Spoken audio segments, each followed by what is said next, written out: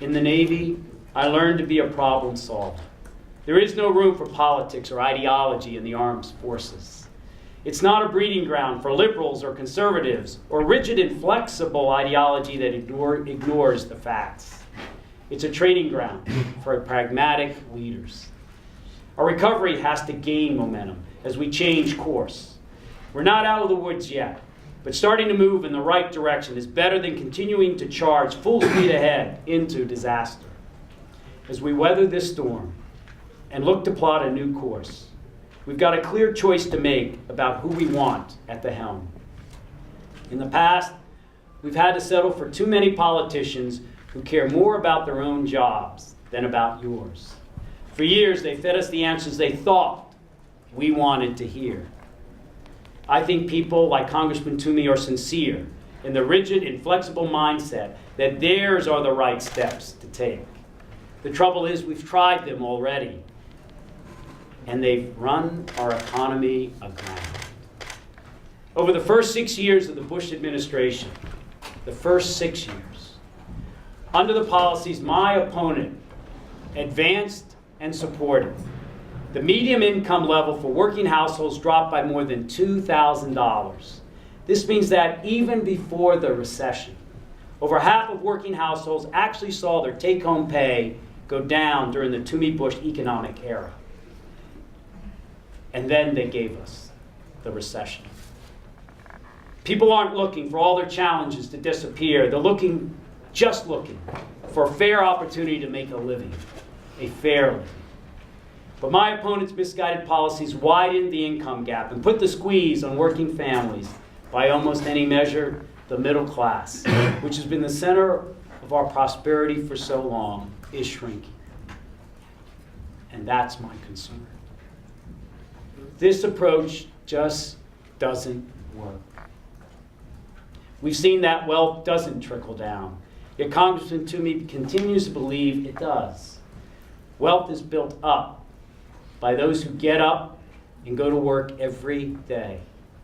The people who have seen their economic security disappear, who are getting slammed day after day by a political process that shuts them out, and a class of Washington politicians who don't understand or don't care about what people are going through. We don't need another one. This election is a choice, but it's also more than that. In November, my opponent and I are not asking you to flip a coin.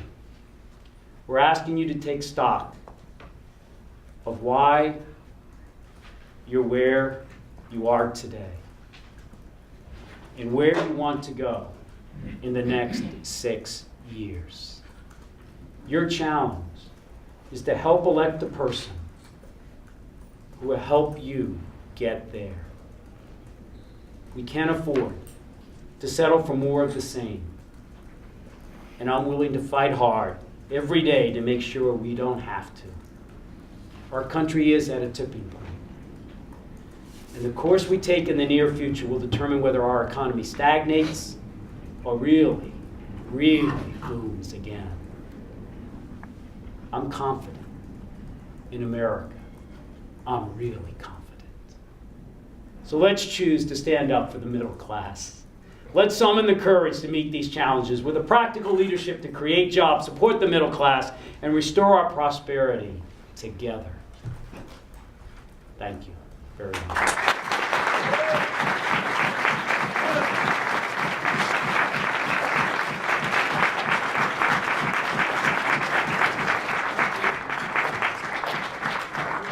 I would like to take a couple questions.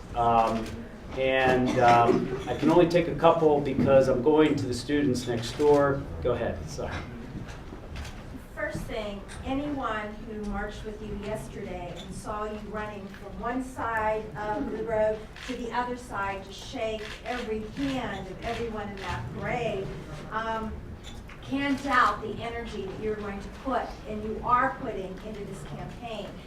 But when or are you on your commercials going to show a Harry and Louise type of sequence where you show people how privatization of Social Security is a top concern of your opponent and while the Bush top 1% tax decreases have impacted their lives, because the consumers of Fox News aren't hearing that spin on those two issues. Yeah.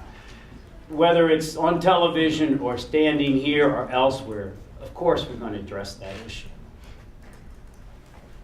If Congressman Toomey's proposals had worked on Social Security, 40% of all seniors' savings would have been wiped out by privatization. Now, you might want to call them something else, but it's actually giving to Wall Street the ability to invest in the stock market, Social Security. And no broker is going to step forward in a recession and say, hey, I'm really kind of sorry, I'm going to back up the money you invested in me. It was a safety net. That's what it was for. In addition, his proposal adds, to your second point, up to $4.5 trillion to the national debt. $4.5 trillion, which gets to your point. Everyone, my wife especially, likes, as everyone here, to have the best tax policy for oneself. But we all balance our checkbook. We all live within our means, but not the government under Congressman Toomey and George Bush. They gave tax cuts that were never paid for. $2 trillion, just didn't pay for them. Medicare D just didn't pay for it. Because what he did, Congressman Toomey, is he voted for a government not to live within its means. When he voted 4 times to throw out the window President Clinton's requirement, where he was working with a different Republican leadership, to pay as you go. I voted to restore that. I also think we need caps on discretionary spending. We have to live within our means. As Congressman Toomey's policies have added $15,000 for every person in this room. If you take the additional national debt he added with his throwing out the window, you have to live within the means and divide it among everyone. Yeah, we're going to continue. But we're also going to, as here say, and as you heard me over a year ago here say, there is a way forward. Because I want people to also be for me. Because there's a way to continue to drive our economy. Pittsburgh. Yes, sir. I have no permission to speak freely. Yeah. While you were busy with the energy of the parade yesterday, our team went and visited the veterans in the VA hospital. And the subject always came back to you, in as much as the only disagreement they seem to find is the Army veterans are going to go with Navy this year, and Navy veterans are going to go with Army this year. I agree. Well, I said I want to reach across the aisle. That's the key indicator in all the dialogues with them, even though they're in bed, even though they're transitioning from illness to wellness. The T4 program that you fought so valiantly for in Congress gave us $800 million to $1 billion to invest in our communities. And I wanted to say thank you. Because small businesses are going to come out of the veteran community to create jobs and opportunity. We could not have done it without you. I appreciate it. But again, to your point and to what I believe in, Congressman Toomey has a different set of values. He voted against the bonus for our military fighting overseas.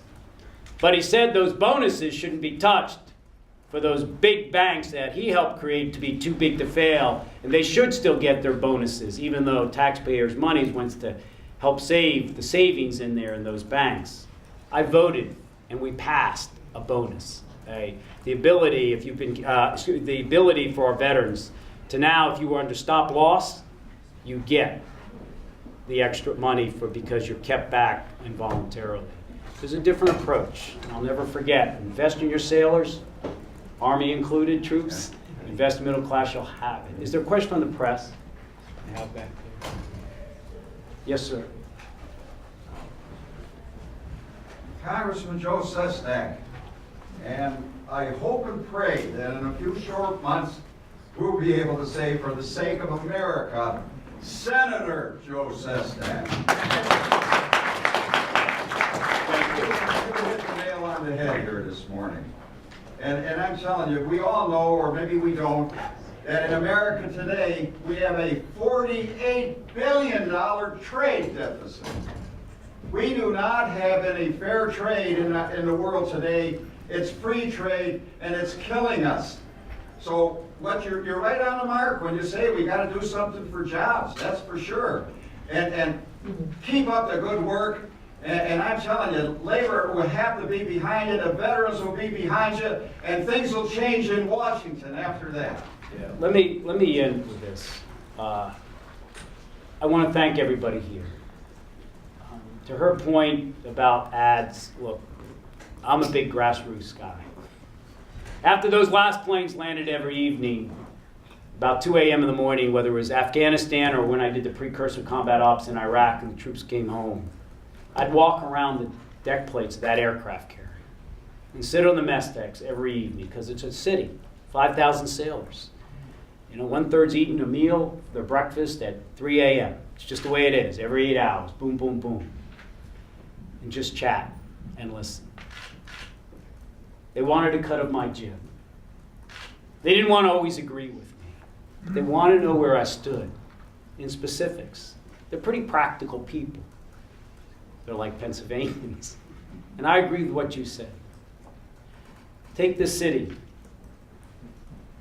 This city has had only 1/4 the growth in small businesses as the state. 1/2 as the state. The state has only had the growth of small businesses 1/2 of the nation. So therefore our population here in Pittsburgh has plummeted 16%. Because small business create 80% of all jobs. Pennsylvania's population has increased only 5%. The rest of the nation, 7 times more. We do produce babies. But the youth tend to go elsewhere to look. Because job opportunities twice as much than our state. Those are the facts. Can we fix them? In a heartbeat. With the right focus on practical solutions. Why did I focus on vets? When they come home, even George Washington said, they're going to be our best recruiters. Make sure you don't forget them. Why did I focus on small businesses and went to go down on the small business committee? Because they create all the jobs. But last is this. This election is also so much about restoring confidence and trust that people have lost in what unfortunately we call politicians and should be known as public servants who work for those who elect them, even if they voted against them. Republican, Democrats, or independents alike, I would like to serve them. But in a way, as we learned in the military, not just a practical solution, but the willingness to be held accountable for one's responsibilities. As you fight, I think in the time to come, if this election will begin sending those who will do this, were you willing to lose your job over doing what's right for middle class, for the sailors, for those who are working families, and those millions that just want to work? And I hope to earn your trust in doing that. Thank you very much.